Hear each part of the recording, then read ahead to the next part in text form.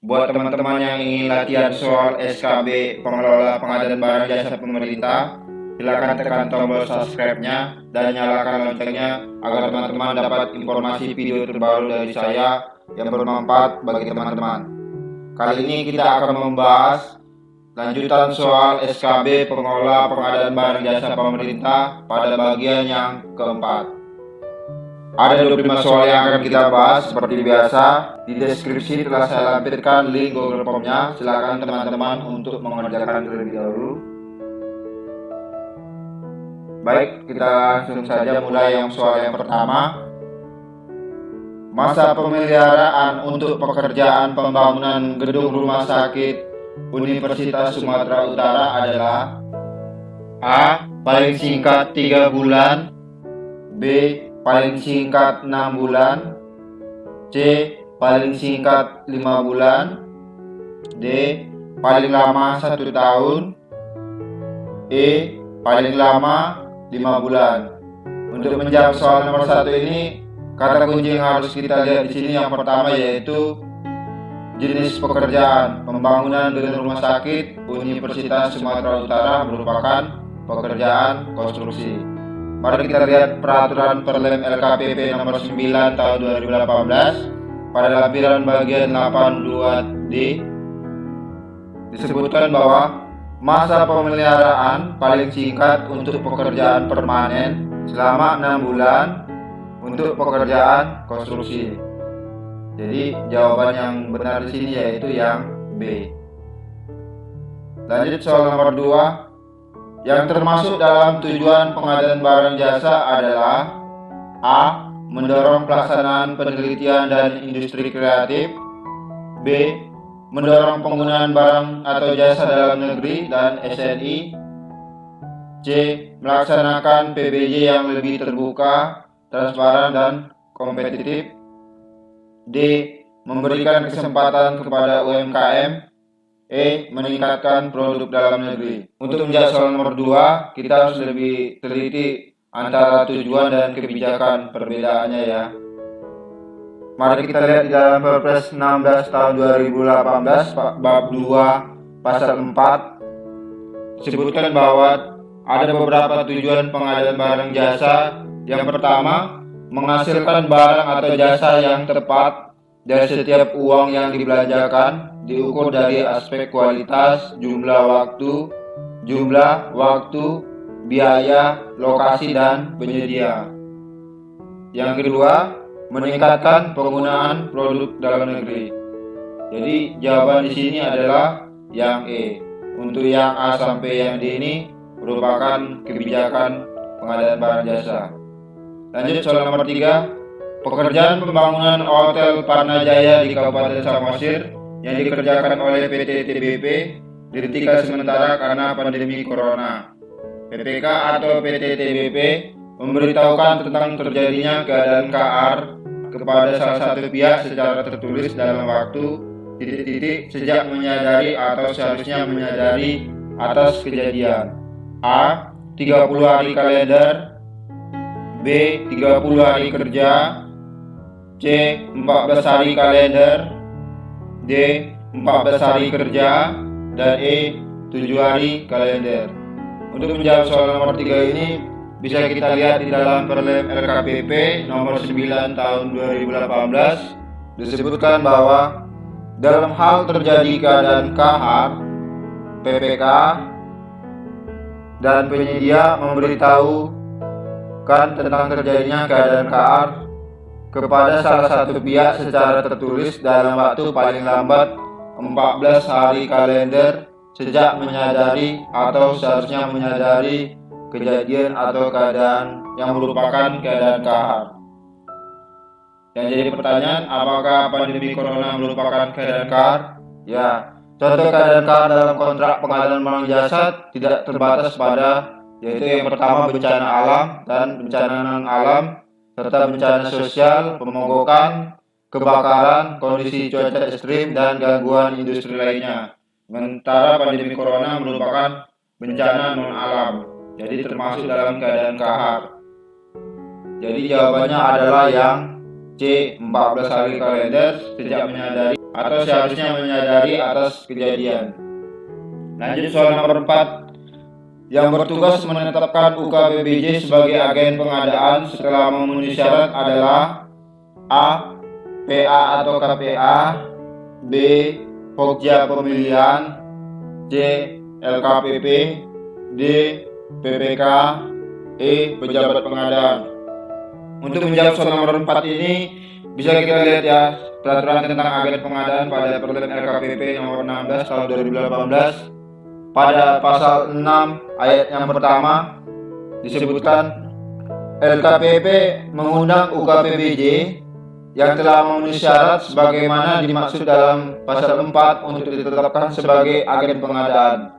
Jadi yang menetapkan UKPBJ sebagai agen pengadaan adalah LKPP. Jawabannya adalah yang C. Lanjut soal nomor 5. Yang tidak menjadi ketentuan dalam penetapan APS adalah A. PPK menetapkan APS dengan menandatangani pada lembar persetujuan atau penetapan. B.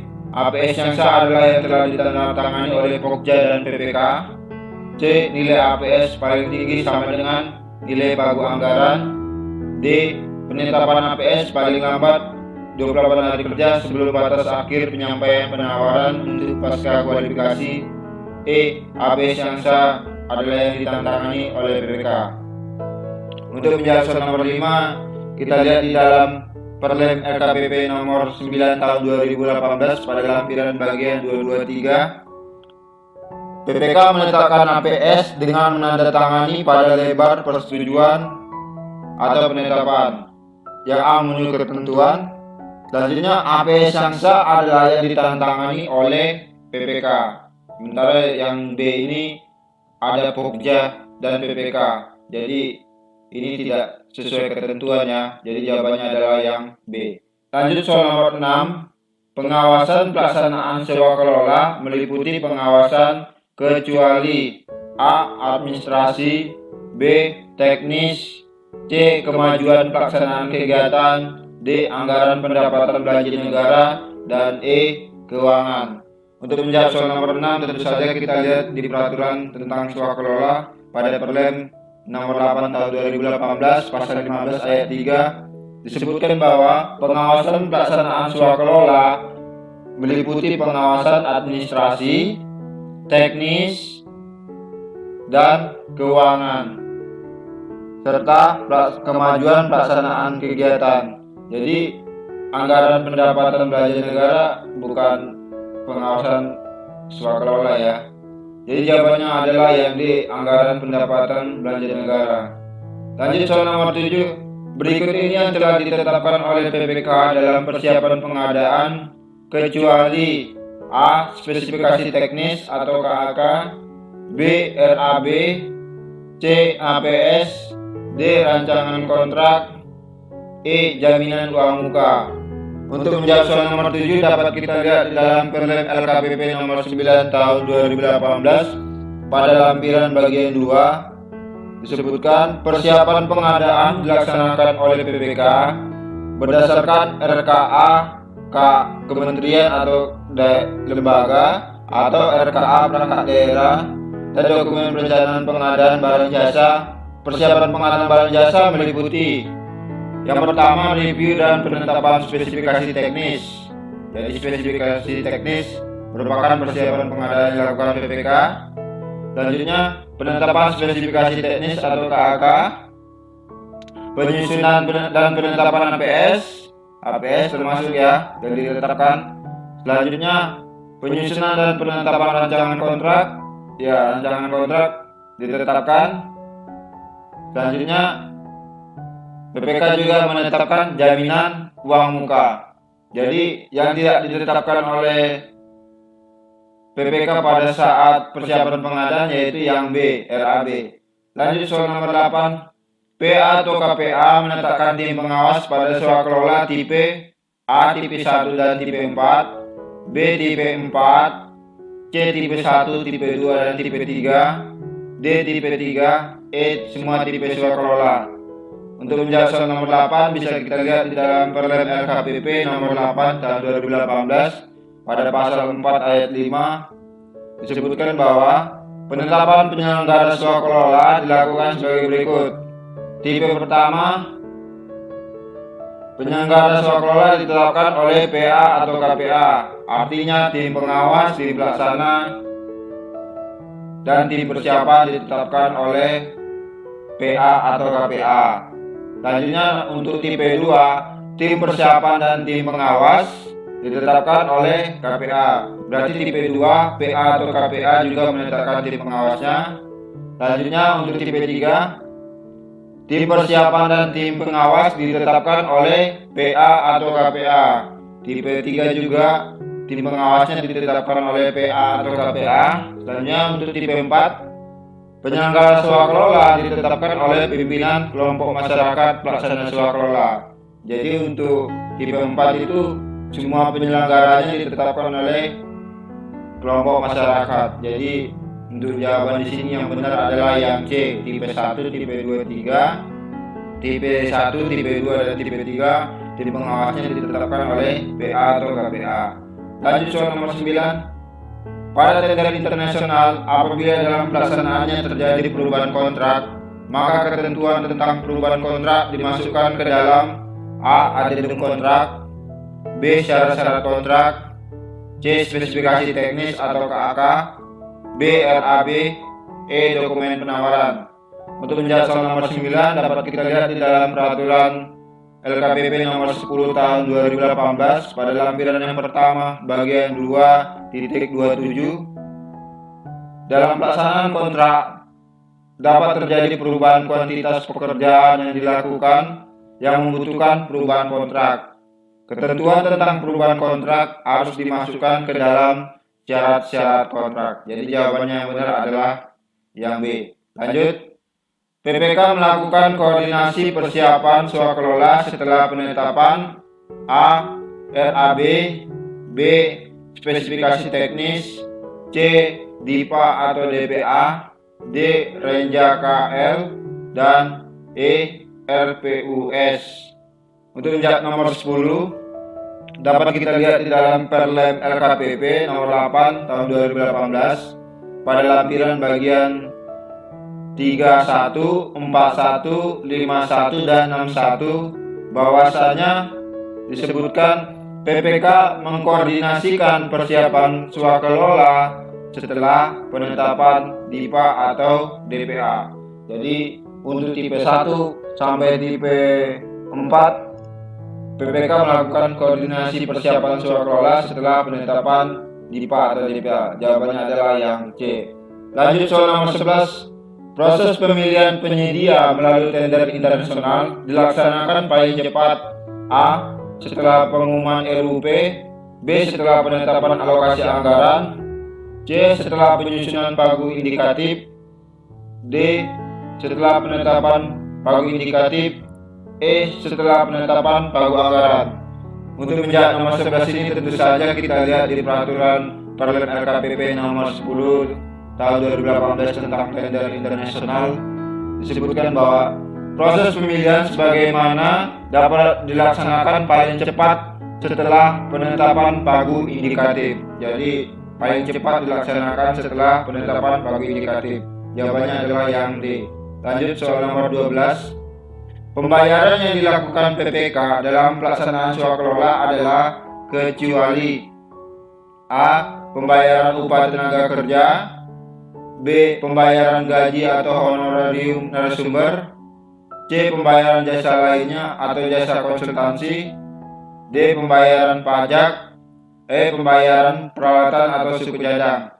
Untuk menjawab soal nomor 12 dapat juga kita lihat di dalam Perlem LKPP nomor 8 tahun 2018 pada bagian 3.2.f disebutkan PPK melakukan pembayaran pelaksanaan swakelola dilakukan sesuai dengan ketentuan dalam peraturan perundang-undangan yang meliputi pertama, pembayaran upah tenaga kerja berdasarkan daftar hadir pekerja, selanjutnya pembayaran gaji atau honorarium narasumber, selanjutnya pembayaran jasa lainnya atau jasa konsultansi, selanjutnya pembayaran bahan, material, peralatan atau suku cadang.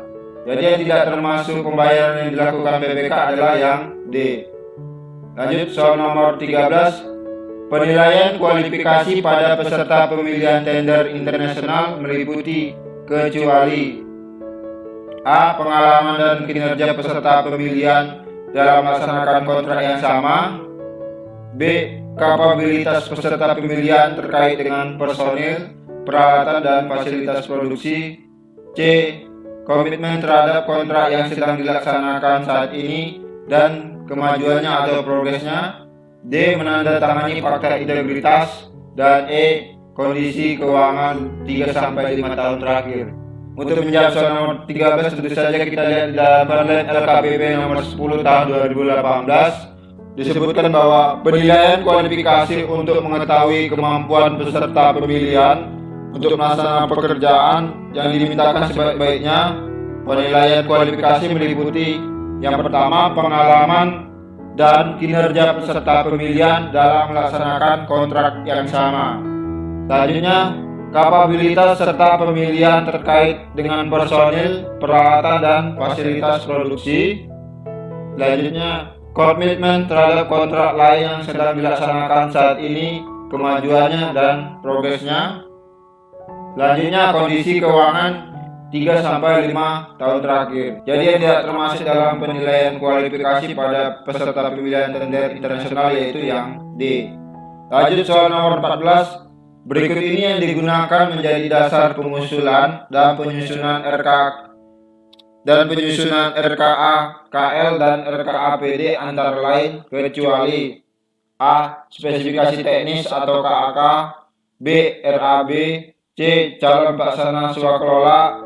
D. Rencana jadwal pelaksanaan. E. Sasaran.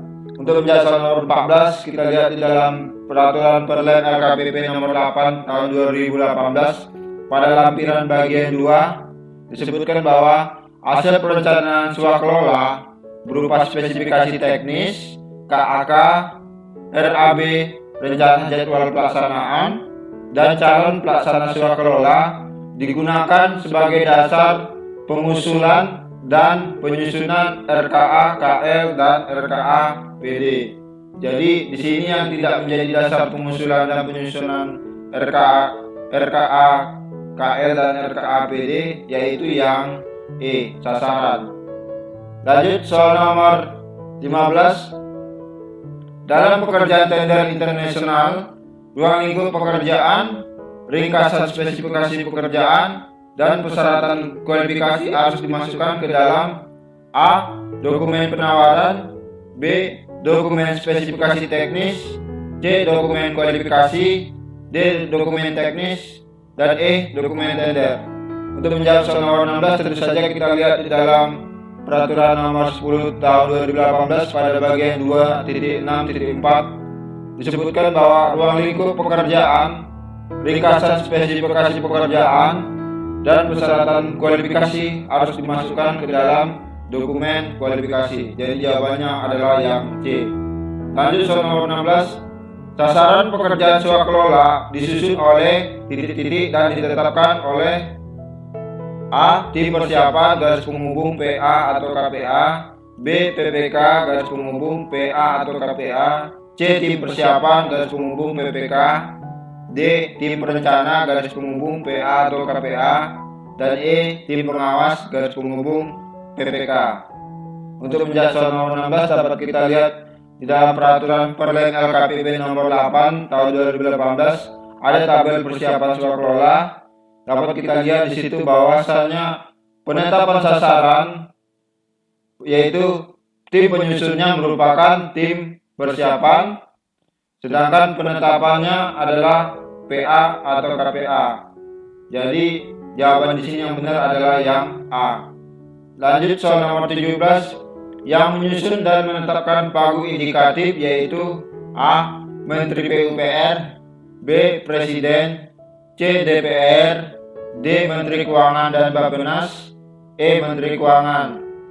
Untuk menjawab soal ini kita dapat lihat di peraturan pemerintah nomor 17 tahun 2017 pasal 12 dan pasal 14 disebutkan bahwa Menteri Keuangan dan Menteri Perencanaan Pembangunan Nasional atau Bappenas bersama-sama mengalokasikan ketersediaan anggaran ke dalam program dalam rangka penyusunan rancangan pagu indikatif, dan pagu indikatif tersebut disampaikan kepada kementerian atau lembaga melalui surat bersama Menteri Keuangan dan Menteri Perencanaan Pembangunan Nasional tentang pagu indikatif kementerian atau lembaga.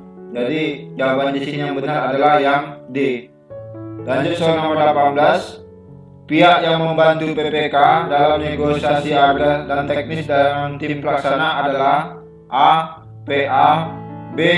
Pokja pemilihan, C. Tim persiapan, D. Tim pengawas, dan E. Agen pengadaan. Untuk menjawab soal nomor 18 dapat kita lihat di dalam Perlen LKPP nomor 8 tahun 2018 disebutkan bahwa dalam hal terdapat perbedaan antara biaya yang diusulkan dengan anggaran yang disetujui dalam DIPA atau DPA, PPK dibantu oleh tim persiapan melakukan negosiasi teknis dan harga dengan tim pelaksana swakelola. Jadi yang membantu PPK di sini yaitu yang C, tim persiapan. Lanjut soal nomor 19. Komponen biaya yang dihitung dalam APS untuk jasa lainnya terdiri dari kecuali A. Upah tenaga kerja, B. Penggunaan bahan, C. Transportasi, D. Suku cadang, dan E. Keuntungan dan biaya overhead. Untuk menjawab soal nomor 19 dapat kita lihat di dalam Perlen LKPP nomor 9 tahun 2018 pada lampiran bagian 2.2, perhitungan APS untuk jasa lainnya harus memperhitungkan komponen biaya sebagai berikut. Yang pertama, upah tenaga kerja, penggunaan bahan atau material atau peralatan, keuntungan atau biaya overhead, transportasi, dan biaya lain berdasarkan jenis jasa lainnya. Jadi yang tidak termasuk di sini yaitu yang D. Suku cadang, karena ini merupakan komponen biaya APS dalam pengadaan barang. Jadi jawabannya adalah yang D.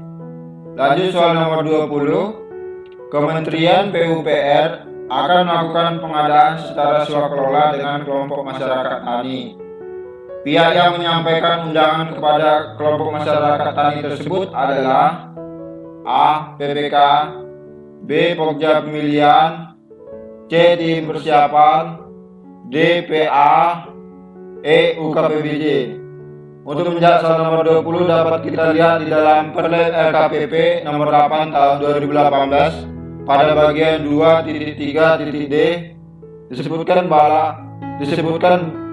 disebutkan bahwa PA atau KPA menyampaikan undangan kepada kelompok masyarakat di lokasi pelaksanaan pekerjaan swakelola. Jadi yang menyampaikan undangan kepada kelompok masyarakat yaitu PA. Jawabannya adalah D. Lanjut soal nomor 21. Dalam kegiatan konsolidasi pengadaan barang jasa oleh UKPBJ dapat mengusulkan perubahan berikut kepada PPK kecuali A. APS, B. KAK, C.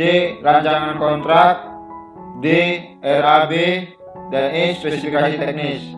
Untuk menjawab soal nomor 21 dapat kita lihat di dalam Perlen LKPP nomor 9 tahun 2018 pada bagian 6.2.C disebutkan bahwa UKPBJ dapat mengusulkan perubahan spesifikasi teknis, KAK, HPS, dan rancangan kontrak. Jadi yang tidak bisa diusulkan oleh UKPBJ untuk perubahan yaitu yang D, RAB.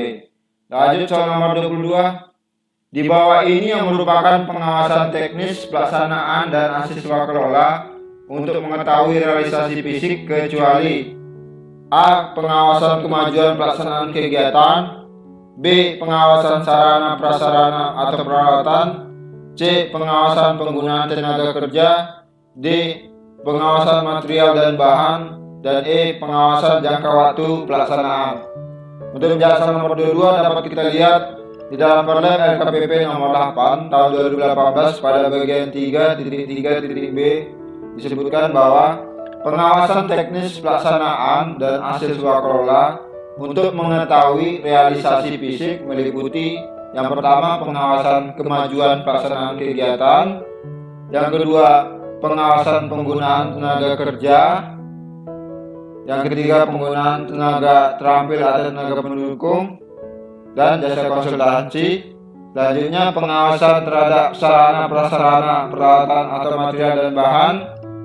Selanjutnya, pengawasan pengadaan barang jasa jika ada. Jadi dia termasuk dalam pengawasan teknis pelaksanaan dan mahasiswa kelola untuk mengetahui realisasi fisik, yaitu yang E, pengawasan jangka waktu pelaksanaan. Lanjut soal nomor 23. Jaminan penawaran pada pekerjaan konstruksi tender internasional dikeluarkan oleh kecuali A. Bank Umum, B. Perusahaan penjamin, C. Asuransi, D. Lembaga Pembiayaan Ekspor Indonesia, E. Lembaga keuangan khusus yang memiliki kantor perwakilan di luar negeri. Untuk menjawab soal nomor 23 dapat kita lihat di dalam Perlem LKPP nomor 10 tahun 2018 pada lampiran bagian 2.1.5.3 disebutkan bahwa jaminan penawaran dikeluarkan oleh Bank Umum, perusahaan penjamin, asuransi, dan lembaga keuangan khusus yang memiliki kantor perwakilan di Indonesia. Di sini jawaban E adalah lembaga keuangan khusus yang memiliki kantor perwakilan di luar negeri. Jadi ini seharusnya di Indonesia ya. Untuk yang di lembaga pembiayaan ekspor Indonesia disebutkan juga di dalam 2.15.4 lembaga keuangan khusus yang dimaksud pada 2.153 adalah lembaga pembiayaan ekspor Indonesia. Jadi yang ini termasuk yang mengeluarkan jaminan penawaran untuk pekerjaan tender internasional. Yang tidak termasuk adalah yang E. Lanjut soal nomor 24. Jaminan penawaran pada tender internasional harus tetap berlaku sampai dengan titik-titik setelah berakhirnya masa berlakunya penawaran. A. 3 minggu, B. 4 minggu, C. 5 minggu, D. 2 minggu, dan E. Tidak ada jawaban yang benar. Untuk menjawab soal nomor 24, tentu juga kita melihat dalam Perlem LKPP nomor 10 tahun 2018 tentang tender internasional disebutkan bahwa jaminan penawaran harus tetap berlaku sampai dengan 4 minggu setelah berakhirnya masa berlaku penawaran. Jadi jawabannya adalah yang B. Lanjut soal yang terakhir. Dalam hal PPK tidak menyetujui hasil pemilihan penyedia, PPK menyampaikan penolakan kepada titik-titik untuk melakukan pembahasan bersama. A. PA atau KPA, B. UKBPJ, C. Pokja Pemilihan, D. APIP, E. KLPD penanggung jawab anggaran. Untuk menjawab soal yang terakhir ini dapat kita lihat di dalam Perlem LKPP nomor 9 tahun 2018 pada lampiran bagian 7.1.1 tentang perselisihan pendapat atas hasil pemilihan. Dalam hal PPK yang bertindak sebagai pejabat penandatangan kontrak tidak menyetujui hasil pemilihan penyedia, maka PPK menyampaikan penolakan tersebut kepada Pokja Pemilihan atau pejabat pengadaan untuk melakukan pembahasan bersama. Jadi di sini yang ada C, Pokja Pemilihan, jawabannya adalah yang C. Oke teman-teman, demikian soal SKB pengelola pengadaan barang jasa pemerintah pada bagian yang keempat. Soal SKB pengelola pengadaan barang jasa pemerintah pada bagian yang kelima. Tetap pantau channel ini agar teman-teman dapat mengikuti informasi video terbaru dari saya yang bermanfaat bagi teman-teman.